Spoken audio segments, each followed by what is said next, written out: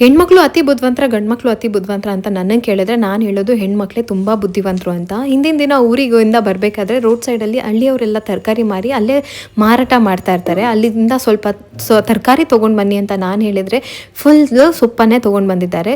ತರಕಾರಿ ಜೊತೆಗೆ ಸ್ವಲ್ಪ ಅಂತಂದರೆ ಇಡೀ ವಾರ ಹೇಗೋ ಬ್ಯಾಲೆನ್ಸ್ ಮಾಡ್ಬೋದಾಯಿತು. ಇಡೀ ವಾರ ಸೊಪ್ಪಿನ ತರಕಾರಿ ಪಲ್ಯ ಸಾಂಬಾರೇ ತಿನ್ನಬೇಕು ಅಂತ ಅನಿಸುತ್ತೆ. ಯಾಕೆಂತಂದರೆ ಹೆಣ್ಮಕ್ಳು ಯೋಚನೆ ಮಾಡೋ ರೀತಿ ಸಿಕ್ಕಾಪಟ್ಟೆ ಸ್ಪೀಡಾಗಿರುತ್ತೆ ಗಂಡು ಮಕ್ಳಿಗಿಂತ. ತುಂಬ ಮುಂದಾಲೋಚನೆವಾಗಿ ಯೋಚನೆಗಳನ್ನ ಮಾಡ್ತಾ ಇರ್ತಾರೆ ಅಂತ ನಾನು ಅಂದ್ಕೊಳ್ತೀನಿ.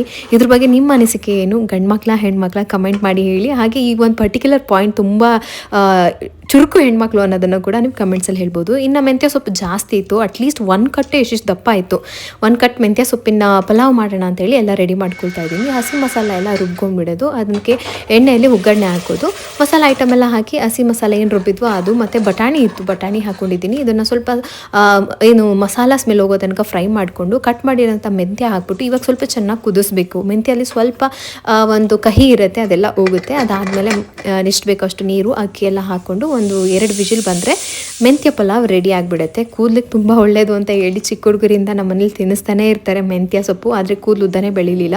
ಸೊ ಈ ರೆಸಿಪಿ ಇಷ್ಟ ಆಗಿದೆ ಅನ್ಕೋತೀನಿ. ಸಿಗ್ತೀನಿ ನೆಕ್ಸ್ಟ್ ಮಿನಿ ವ್ಲಾಗಲ್ಲಿ. Take care.